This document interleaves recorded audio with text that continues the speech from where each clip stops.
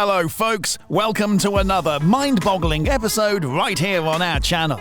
We've got a real rollercoaster ride for you today in the world of Paternity Court. Brace yourselves for jaw-dropping surprises, heart-pounding revelations, and enough drama to keep you on the edge of your seat. Pop that popcorn, find your favorite spot, and let's dive headfirst into this whirlwind of uncertainty. Case 1. In the heart-wrenching case of Fisher vs. Doyle, the courtroom bore witness to a highly emotional drama surrounding the paternity of 2-month-old Sophia. Mr. Fisher, the plaintiff, expressed profound remorse over a significant decision he made, signing the birth certificate for Sophia. Just a month before this legal proceeding, he received a bombshell revelation from his fiancée, Miss Doyle, who confessed that he might not be Sophia's biological father.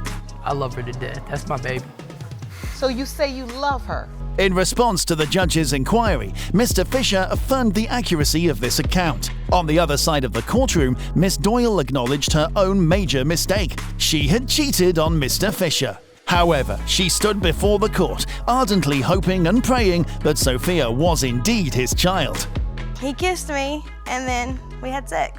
Mr. Fisher's anguish and determination to ascertain the truth was palpable. He declared his deep love for both Miss Doyle and Sophia, whom he regarded as his entire world. Yet the revelation of possible infidelity had shattered his confidence, and he was left with the burning question of Sophia's true paternity. Whenever I took the pregnancy test, I knew that I had cheated on him. Miss Doyle, in contrast, fervently believed Mr. Fisher was Sophia's biological father. She expressed her conviction that Mr. Fisher was the perfect partner, highlighting his unwavering support and care through her pregnancy. She was eager to move forward with their life together, hoping that the forthcoming DNA test would confirm her belief in Sophia's parentage. I tell her I love her. She's my world. So is Sophia. As the court proceedings unfolded, the atmosphere was charged with anxiety and anticipation. The DNA test results would soon bring clarity to the turbulent lives of Mr. Fisher and Miss Doyle. They shared their experiences, emotions, and the challenges that had brought them to this critical juncture, displaying their shared longing for resolution. But I'm sure you've done the mental math yourself. Yes, Your Honor. 1,000 times. Recalling the courtroom drama's emotional climax, Mr. Fisher admitted that he hadn't fully prepared for a situation where he might not be Sophia's biological father. His love for the child, as well as his forgiveness and understanding towards Miss Doyle, was evident. Despite the complex web of emotions, Mr. Fisher resolved to care for Sophia as his own. That's a beautiful, amazing baby right there. The results of the DNA test finally arrived, an outcome that the courtroom had been eagerly awaiting. Amid palpable tension, it was revealed that Mr. Fisher was indeed Sophia's biological father. The confirmation brought tears of joy and relief, uniting the young family. You are the father. The case, though marked by trials and tribulations, concluded on a heartwarming note. Mr. Fisher and Miss Doyle pledged to embark on a new chapter, celebrating the truth they had discovered and the bond they shared with their precious daughter. Their journey through tumultuous times ultimately led to a reaffirmed commitment to love and nurture Sophia as a united family. I think we're gonna get married when we get back home. Case 2. Oh boy, we've got a real Who's Your Daddy showdown, folks. Mr. Brooks is strutting into the court like he's about to claim his rightful throne as the father of Mr. McDonald, the son of Miss Gooley, who's got her arms crossed and her not impressed face on. Miss Gooley's got this gem of an argument. Yeah, Mr. Brooks, you're the dad because, I've been to the zoo and monkeys can fly. Classic. You allowed him to believe that he was Mr. McDonald's biological father. Yes, Your Honor, I did. Hold on to your DNA swabs, people. Mr. Brooks is playing the I've been there card. Apparently, he thinks changing diapers and buying SpongeBob Band-Aids is equivalent to being a DNA match. He's like, listen, I've binge-watched every episode of Dora the Explorer, so obviously I've earned my fatherhood badge. It was deemed at that time that the children should be removed. And then, oh, the drama. Mr. Brooks drops this bomb that Miss Gooley only decided a year ago that he's not the dad. Must have been quite the belated April Fool's joke, huh? But Miss Gooley is on fire. She's like, nuh-uh, I've been singing the You Are Not the Father since day one. But Mr. Brooks here thought he was auditioning for America's Got Talent with his Dad of the Year routine. Do you believe Mr. Brooks is your father? Yes, ma'am.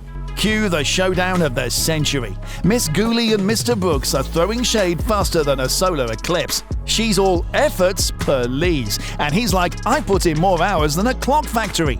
The judge is getting all Sherlock Holmes, reading emotions like a psychic at a carnival. She's got front row tickets to the Miss Gooley Angry Express and the Mr. Brooks Fear and Loathing Parade. Brooks said this, he said this. You admitted in court. In the end, it's a happy ever after sitcom moment. The judge is basically saying, congratulations, Mr. Brooks, you've won the paternity lottery. She's even serving up some heartfelt wishes for a future filled with shared parenting moments and more drama than a Netflix series. You are his father. This episode of Paternity Court is like a roller coaster, with more twists and turns than a telenovela. Mr. Brooks is extremely happy to have his son. Thank you, Judd. You're welcome, sir. Father and son can finally celebrate their bond, and Miss Gooley, though a bit grudgingly, must acknowledge Mr. Brooks as a super dad.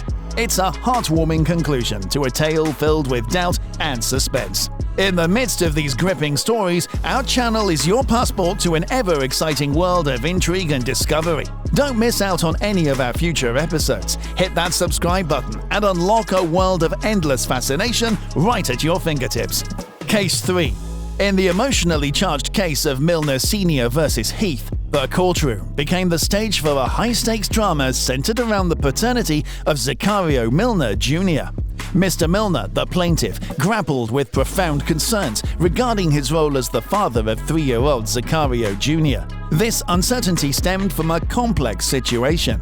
Were you in a committed relationship or were you just seeing other people too? No, we were. Mr. Milner, who signed the birth certificate, admitted to feeling deep affection for the child. However, his doubts about Zachariah Jr.'s paternity weighed heavily on him, compelling him to petition the court for a paternity test. Oh, so this happened quickly after you met. It was very. On the other side of the courtroom, Miss Heath acknowledged her past involvement with another man, and she also told the court that the other man was not intimate with her while she was with Mr. Milner. So according to her, there was no need to have a paternity test. So I'm like... That's not true, Your Honor. He doesn't have it correct. Amid this legal turmoil, the court faced the challenging task of determining whether enough evidence existed to warrant a paternity test. Both parties, Mr. Milner and Miss Heath, had expressed their doubts and concerns regarding Zachariah Jr.'s parentage. It happened prior to Mr. Milner. That's why I don't understand it. I understand his doubt. When pressed for his reasons, Mr. Milner recounted the passionate wish he held to establish a family, and so he also signed the child's birth certificate. He expressed his sincere intentions, but revealed that doubts had emerged, casting shadows over his role as Zachariah Jr.'s father. And I know when we was doing the giggity, you know, the condom broke. Miss Heath, in her defense, clarified the timeline of her relationships with Mr. Milner and the other man involved. She offered candid insight into the circumstances surrounding Zachariah Jr.'s conception, shedding light on her honest but complex situation. Sex with the gentleman on the 23rd. I ended it with him on the 26th. But one of the court employees revealed that while taking the statement from Miss Heath, she said that there were times when she didn't use a condom with the other guy. Hearing this, Miss Heath reveals that she has a problem with condoms that she doesn't wear sometimes. She also tells the court that the other guy is married. Came to me after I had already started a relationship.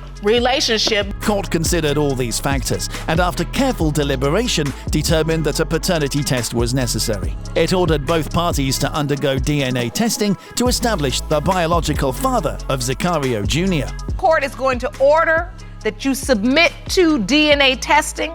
Now, as the court reconvened for the results, Mr. Milner and Miss Heath awaited the momentous revelation that would bring clarity to their tumultuous situation. With the DNA test results in hand, the court could provide a definitive answer, either confirming or dispelling Mr. Milner's doubts about his paternity.